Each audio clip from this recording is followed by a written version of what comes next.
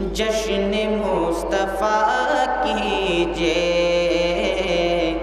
قلب جگمگائیں گے۔ جشن مصطفیٰ کیجئے، قلب جگمگائیں گے۔ جشن مصطفیٰ کیجئے، قلب جگمگائیں گے، قلب جگمگائیں گے۔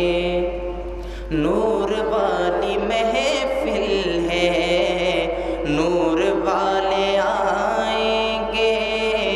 نور والی محفل ہے، نور والے آئیں گے۔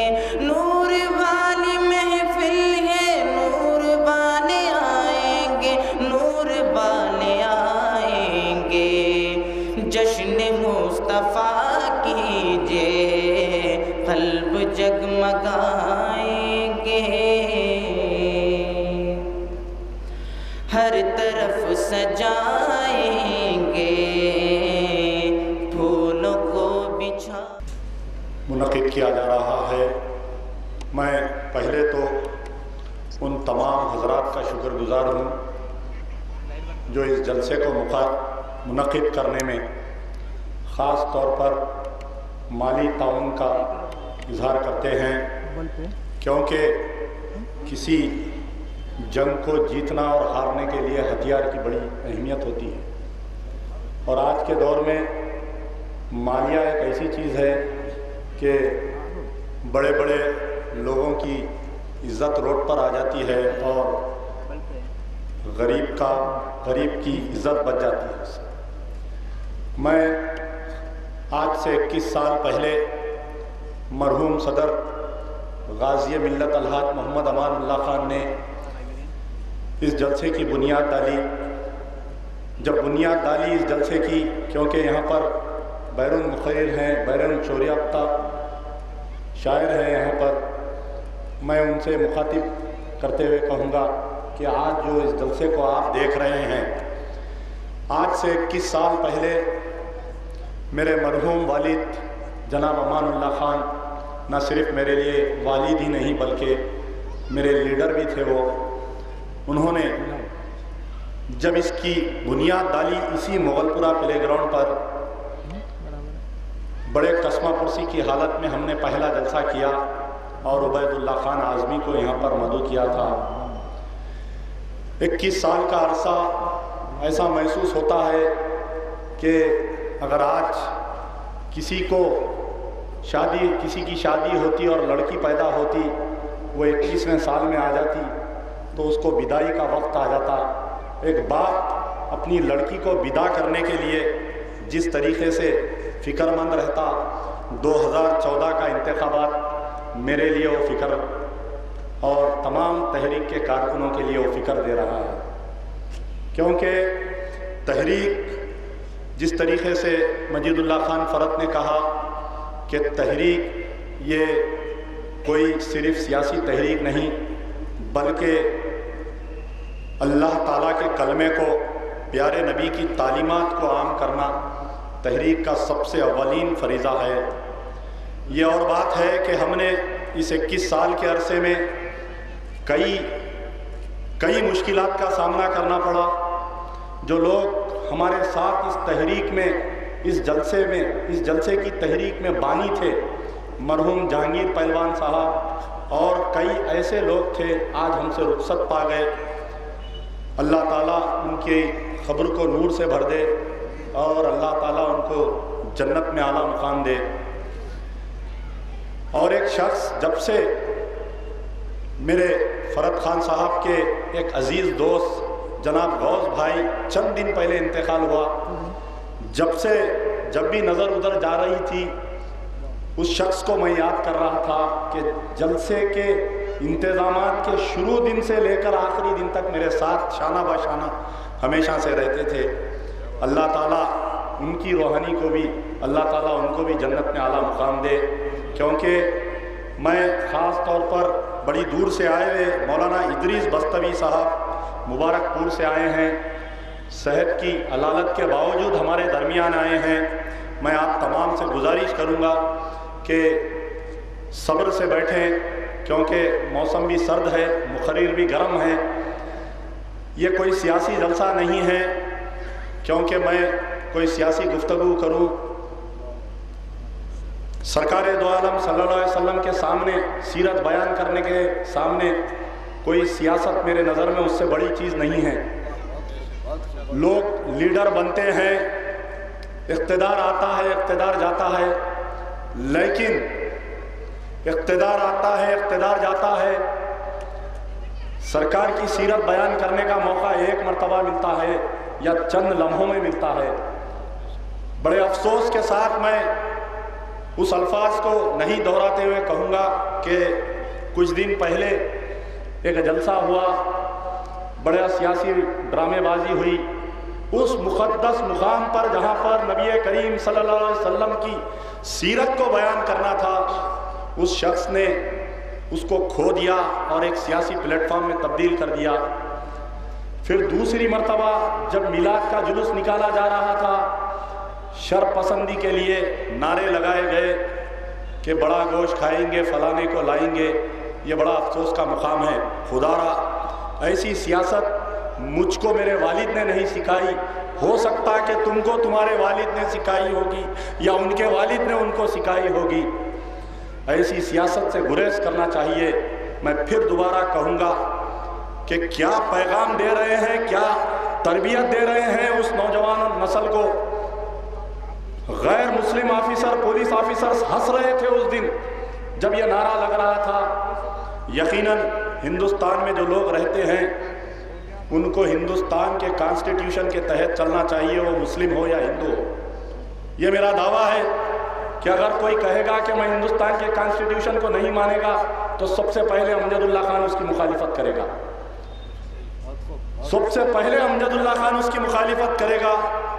ایک اور ایک مقرر حضرت علامہ قاری امان اللہ بلیاوی صاحب آج 21 سال سے ہمارے ساتھ ہے، 21 سال کا عرصہ ہمارے ساتھ ہیں۔ کیا آپ بتلائیے اس 21 سال کے عرصے میں کون تحریک کا کارکن جیل کو نہیں گیا؟ معصوم کارکنوں کو تحریک کو بند کرنے کے لیے جیل میں ڈالا گیا۔ مولانا محترم یہاں پر بیٹھے ہیں، 35 کیسز میں مجھ کو ڈالا گیا۔ میرے بھائی مجید اللہ خان فرد کو تاڑا میں ڈال کر 11 مہینے جیل کی سلاخوں میں رکھا گیا، 6 مہینے پولیس کی کسٹڈی میں رکھا گیا۔ میرے بڑے بھائی ڈاکٹر قائم خان کو تقریباً 20 تا 25 کیسوں میں ڈالا گیا۔ آج چھوٹی سرخی بات، جیل میں چونٹیاں بھی لگ گئے، کیڑے بھی کاٹ دیے، مکوڑے بھی گھس گئے، نعوذ باللہ۔ جیل میں پتھر پہ سلائے، یہی مجید اللہ خان فرد کو لے جا کر شاٹ دیے جیل میں۔ امان اللہ خان کو دورہ کمشنر تھا، وجے بھاسکر ریڈی چیف منسٹر تھا، پی وی نرسمہا راؤ پرائم منسٹر تھا، وجے راما راؤ سی بی آئی ڈائریکٹر تھا۔ بلا کر کہا کہ آپ یہ بابری مسجد کی تحریک کو بند کر دو، میں تمہارے لڑکے کو چھوڑ دوں گا۔ میں موجود تھا امان اللہ خان کے ساتھ، وہ میرے والد نہیں میرے لیڈر تھے، میں ہمیشہ کہتا ہوں میں موجود تھا۔ میرا ہاتھ پکڑے اور کہے کہ آپ نے میرے ایک بچے کو گرفتار کیا اس بابری مسجد کے لیے، یہ بھی بچے کو رکھ لو، اور 3 بچے ہیں، میں بھی جاتا ہوں۔ ایسا باپ، ایسا لیڈر، جو ایسا بانی تحریک کا، ایسا صدر تحریک کا۔ ان چند الفاظ کے ساتھ 2 قاری اکرام بھی ہیں، ان کو بھی سننا ہے۔ ابھی میں گزارش کروں گا کہ آپ لوگ، کیونکہ میں جذبات میں بہکنا نہیں چاہتا، جذبات میں تو کمزور بہکتے ہیں۔ طوفانیں تو آتی ہیں میری زندگی میں اور اونچا اٹھا کر جانے کے لیے، طوفانیں تو آتی ہے میری زندگی میں اور اونچا اٹھا کر جانے کے لیے۔ جیل کی سلاخیں، پولیس کیسز، بار بار اخبارات میں آ رہا ہے کہ سیکشن 121 بھی لگایا گیا ہے، دیش دروہی کا مقدمہ لگایا گیا ہے، ان کے ایم ایل اے کے اوپر دیش دروہی کا مقدمہ لگایا گیا ہے۔ میں زندہ مثال ہوں سامنے تمہارے آئے مسلمانوں۔ مجید اللہ خان فرد یہاں پر بیٹھا ہے، موجود ہے یہاں پر۔ تاڑا سے بڑھ کر اس ملک میں کوئی قانون ہے؟ بتاؤ، تاڑا سے بڑھ کر۔ اے مسلمانوں، آج میں تم سے سوال کر رہا ہوں اس عدالت میں کہ تاڑا اور پوٹا ڈالا گیا، یہ ہماری تربیت تھی، ہم نے اس پولیس کے ظلم کو سہا ہم نے، لیکن کبھی تحریک کے بازو کے کارکن کو بھی ہم محسوس نہیں ہونے دیے۔ حال کی بات ہے، حال کی بات ہے جب بابری مسجد کا فیصلہ آیا، آج میں سوال کر رہا ہوں اس قیادت سے کہ بابری مسجد کے فیصلہ آنے کے بعد میں تم نے کیوں احتجاج نہیں کیا؟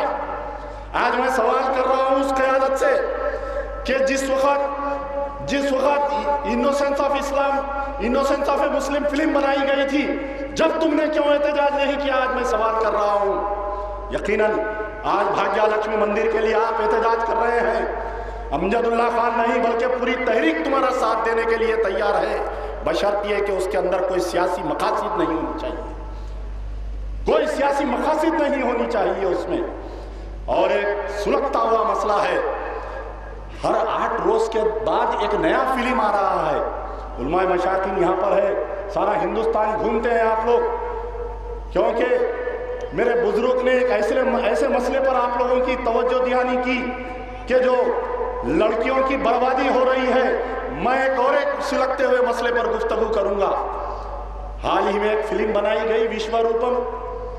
میں جب مدراس کے مسلمانوں سے گفتگو کی، مدراس کے مسلمانوں نے مجھے اس اسٹوری کے بارے میں کہا تو میں خود جا کر دیکھا، جمعیت العلماء کے قائدین کے ساتھ میں جا کر جب دیکھا تو یہ پتا چلا کہ خدا را وہ فلم ایسی فلم بنائی گئی جو لوگ اغیار کے ساتھ کاروبار کر رہے ہیں، جو لوگ یعنی ایک مسلمان شوہر کو پیش کیا گیا ہے کہ وہ اپنی بیوی کو مارتا ہے، اس کی بیوی بیمار ہو جاتی ہے، ایک ڈاکٹرنی دیکھنے کے لیے آتی ہے تو اس ڈاکٹرنی کو نکال دیا جاتا ہے باہر۔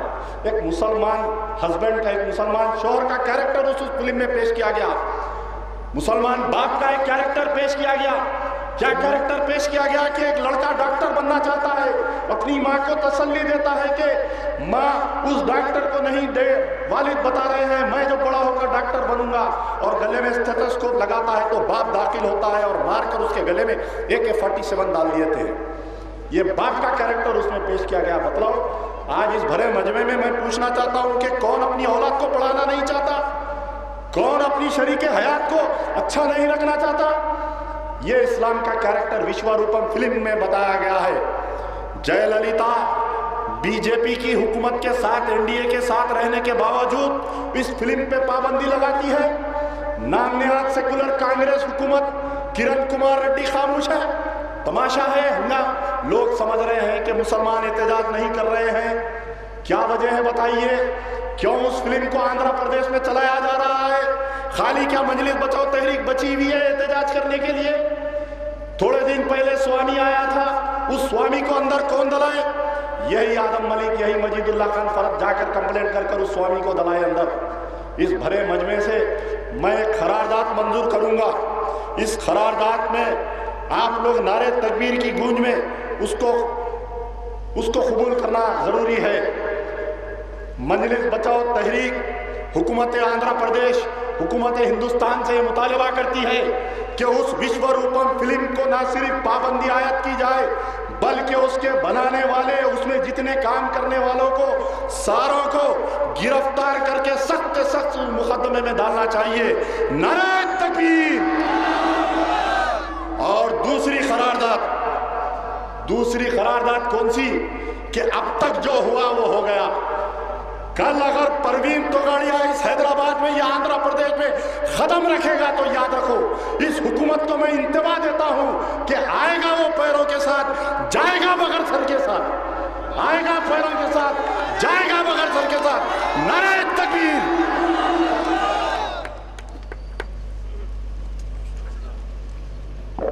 یہ تھے معتمد استقبالیہ محمد امجد اللہ خان خالد، جنہوں نے مہمان، مقررین اور شعراء کا خیر مقدم کیا اور 2 قراردادیں نعرہ تکبیر کی گونج میں منظور کی۔